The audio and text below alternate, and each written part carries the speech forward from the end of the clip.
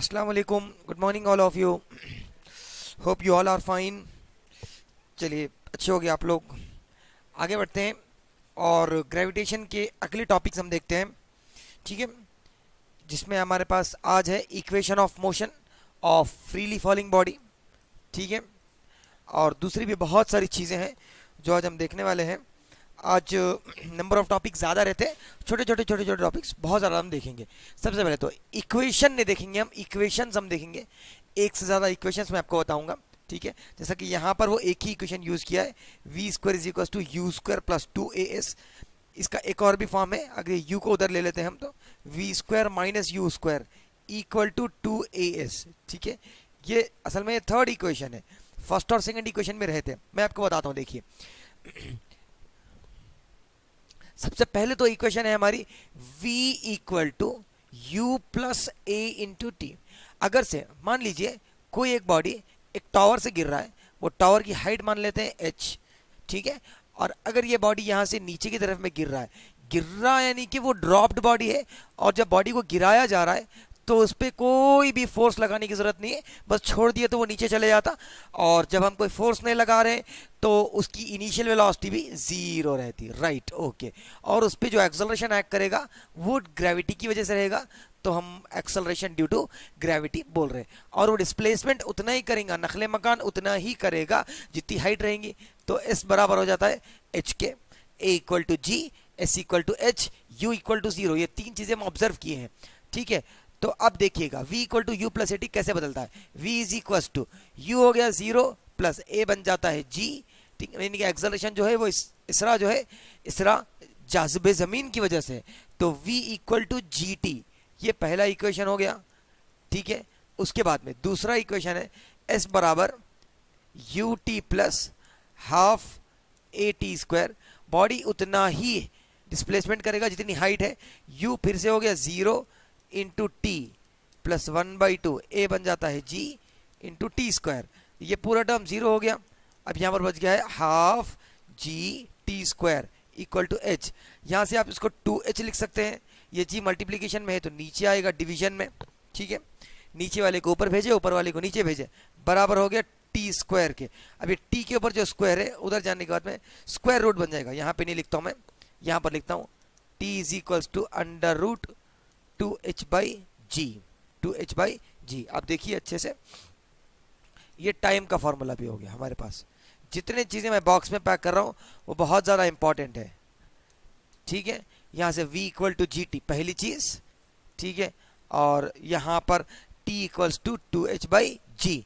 ये कौन से बॉडी के वास्ते है? For dropped body, dropped body, dropped यानी कि गिराए हुए जिस्म के लिए, ठीक है। यानी कि जिस्म आज़ादाना तौर पर गिर रहा है, यानी कि उसको फोर्स लगा कर के नीचे नहीं फेंके, वो खुद से गिर रहा है। तो आज़ादाना गिरते हुए जिस्म के लिए बोल सकते हैं आप इसको, ठीक है। अब इक्वेशन कॉपी कर लीजिए अच्छे से।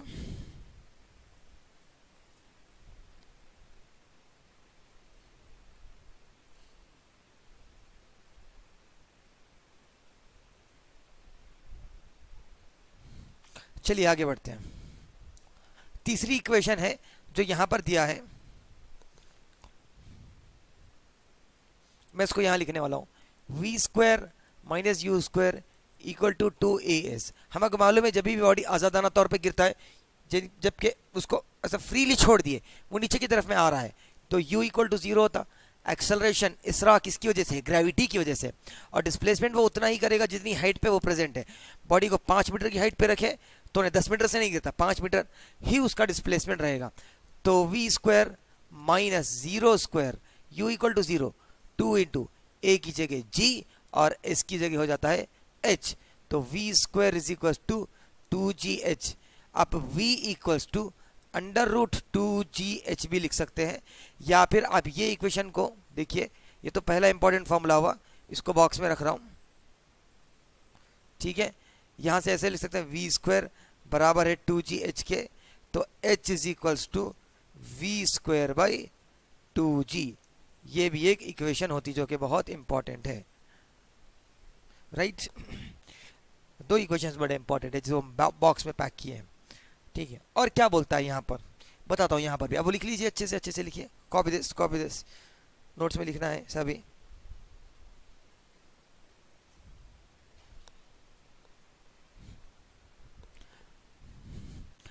आगे देखिए क्या बोला है, जब किसी शय को ऊपर से नीचे की तरफ गिराए जाते हैं, यानी कि ऊपर से उसको छोड़ दिए नीचे की तरफ में आ रहा है, तो इसकी रफ्तार बढ़ती रहती है। यानी कि यहाँ पर रफ्तार मान लीजिए 0 है, कुछ 1 सेकंड के बाद में रफ्तार बढ़ के अगर 2 है, उसके बाद में हो सकता है कि उससे थोड़ी ज़्यादा मान लेते हैं 4, अब उसके बाद में और थोड़ी ज़्यादा मान लेते हैं 8, उसके बाद में और थोड़ी ज़्यादा मान लेते हैं 10। तो जितना ज़्यादा बुलंदी से आप गिराएंगे ज़मीन को आने तक उसकी रफ्तार उतनी ज़्यादा रहती, बहुत ज़्यादा बढ़ के मिलेंगी, बहुत बड़ी वैल्यू मिलेंगी। ठीक है, ज़मीन को पहुंचने तक बहुत ज़्यादा उनकी रफ्तार हो जाती है। और वो अगर जगह पे रफ्तार बहुत ज़्यादा है तो काइनेटिक एनर्जी भी बहुत ज़्यादा रहती है। काइनेटिक एनर्जी क्या होती है बेटा, हाफ mv²। अगर रफ्तार बहुत ज़्यादा है तो काइनेटिक एनर्जी भी बहुत ज़्यादा रहेगी। तो बात यह बता रहा है कि जब किसी शय को ऊपर से नीचे की तरफ गिराते हैं तो इसकी रफ्तार बढ़ती जाती है, बढ़ते रहती है, रफ्तार बढ़ते रहती है। पहले 2 थी, उसके बाद और नीचे आया और ज़्यादा होगी, और नीचे आया रफ्तार और ज़्यादा होगी। ठीक है, आगे देखिए क्या बोल रहा है,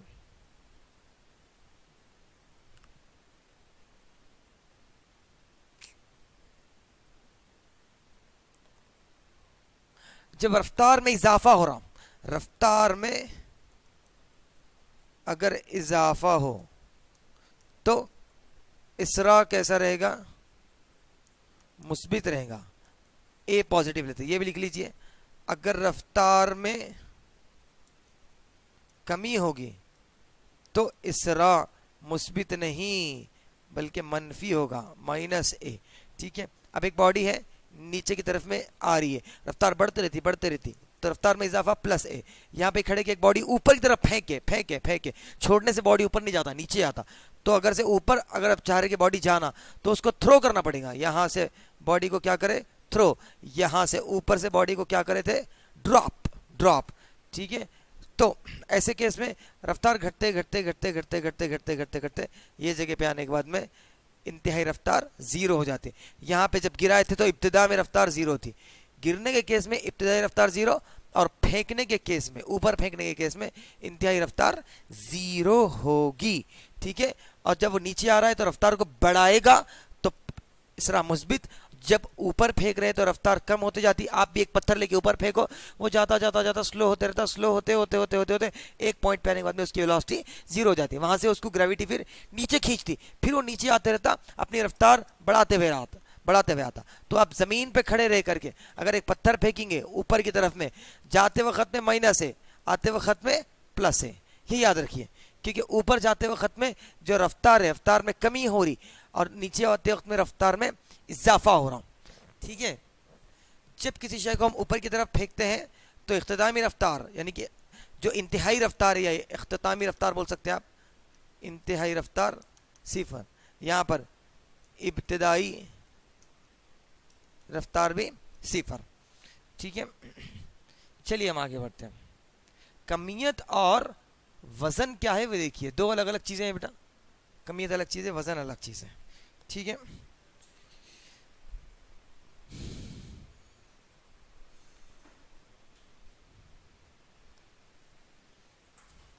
कमियत किस चीज को बोले, मान लीजिए थोड़ी देर के वास्ते मेरे हाथ में एक छोटा सा पेन है,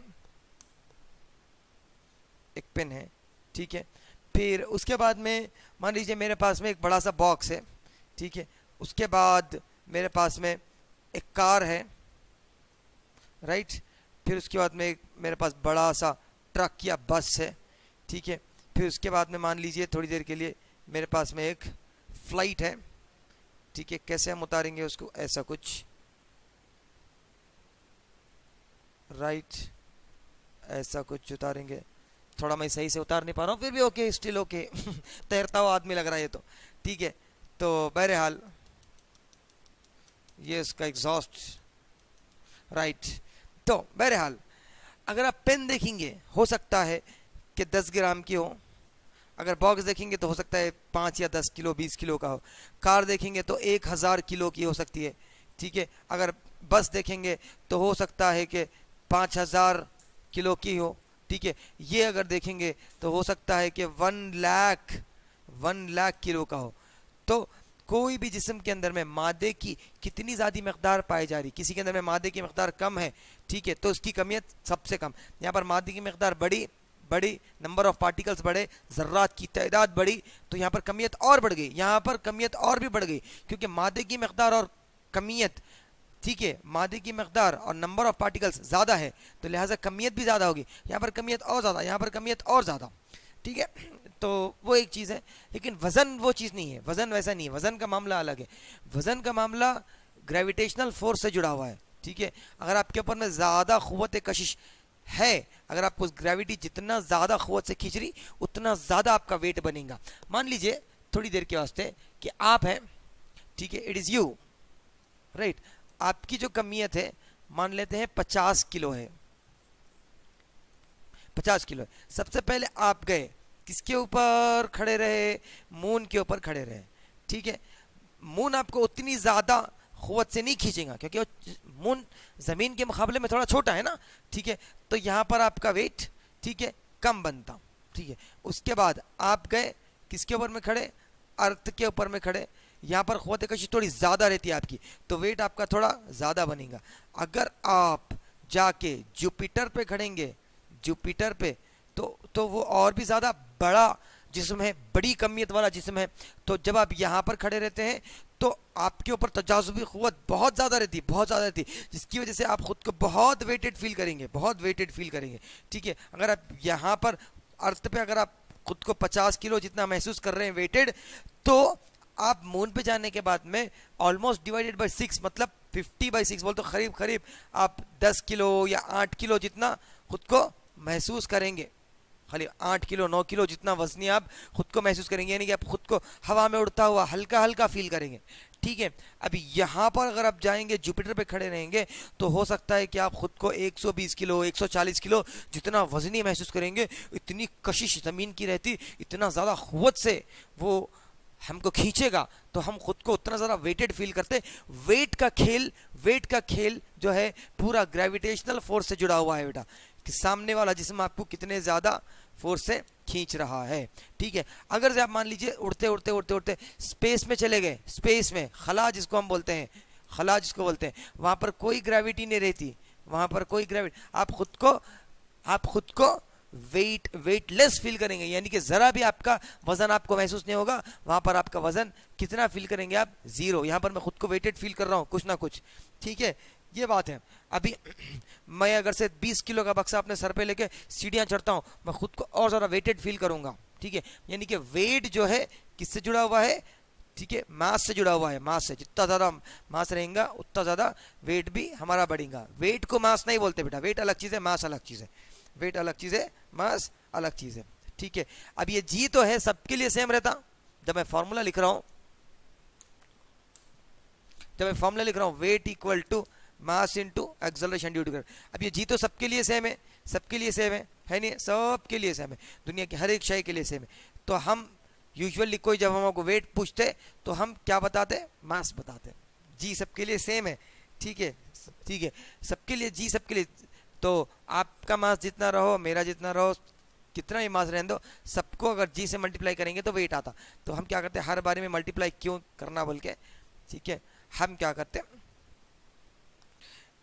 अगर कोई वेट पूछे तो हम मास बताते हैं, ठीक है। वो एक तरीका है बस, और कुछ नहीं।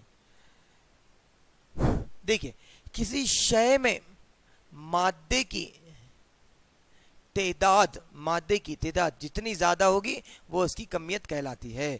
एक स्केलर मकदार, यानी कि मास का कोई डायरेक्शन नहीं होता। 3 किलो ईस्ट की तरफ में, वेस्ट की तरफ में, नॉर्थ की तरफ में, ऊपर नीचे नहीं बोल सकते आप। 3 किलो है तो है, इसकी SI इकाई किलोग्राम है, इंटरनेशनल यूनिट बोलते हैं।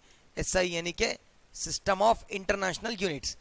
किसी शय की कमियत की पैमाइश बीम बैलेंस से की जाती है। ये एक आला रहता, ठीक है, बीम बैलेंस से की जाती है। वजन क्या है, किसी क़ुव्वत से, ठीक है, ज़मीन किसी शय को अपने मरकज़ की तरफ में खींचती है। ज़मीन है, ये शय को अपने मरकज़ की तरफ में खींच रही, ठीक है, उसे हम वज़न कहते हैं, ठीक है। किसी क़ुव्वत से ज़मीन किसी शय को अपने मरकज़ की तरफ में खींचती है, उसे हम वज़न कहते हैं। वज़न की इकाई न्यूटन है बेटा, ठीक है। अब मान लीजिए थोड़ी देर के वास्ते मैं एक बात बोल रहा हूँ, ये जिस्म है जिसकी कमियत 50 किलो है, इसका वजन कितना होगा बल्कि अगर पूछे 50 किलो वाली कमियत का वजन कितना होगा, 50 किलो कमियत है, उसका वजन कितना होगा, weight equals to m into जी।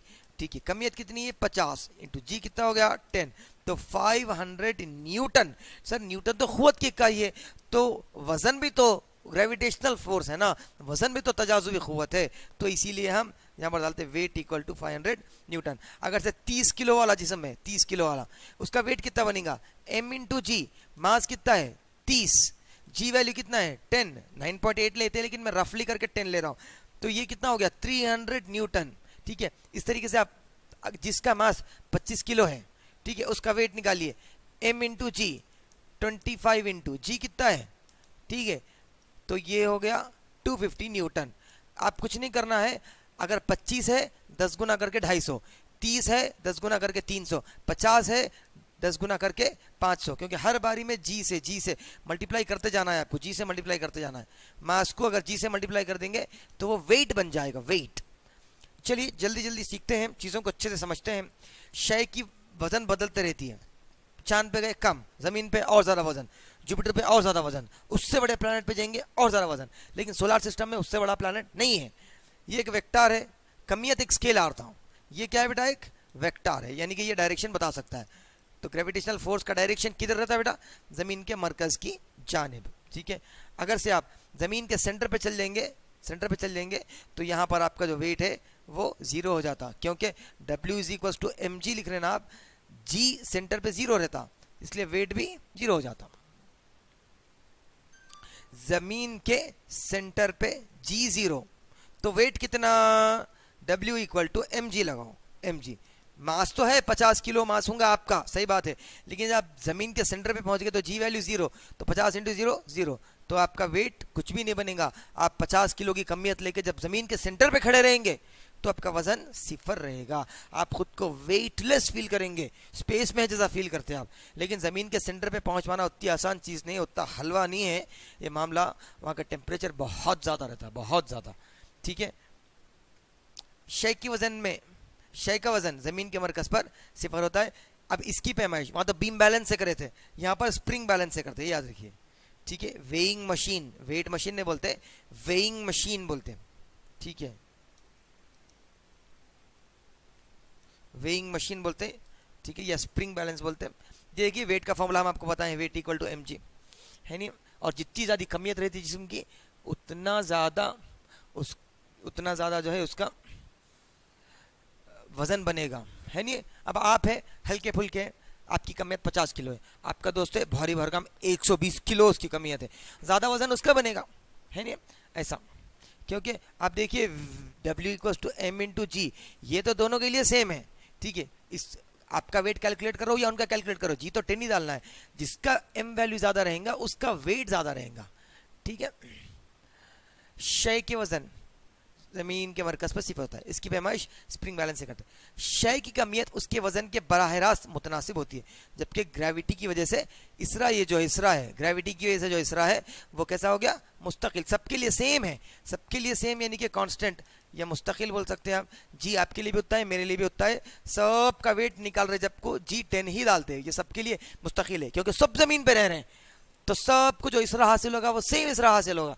जबकि कमियत अगर से डाले, मान लीजिए किसकी कमियत 50 है तो 50 इंटू 10 500 आंसर आता, अगर किसी की कमियत 120 है तो इंटू 10 1200 आंसर आता, है नहीं, ये एक चीज़ है।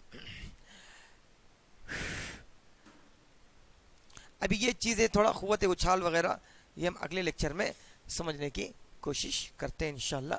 कॉन्सेप्ट को अच्छे से समझिए, मेहनत करते रहिए, मिलते हैं अगली क्लास में। अल्लाह हाफिज़।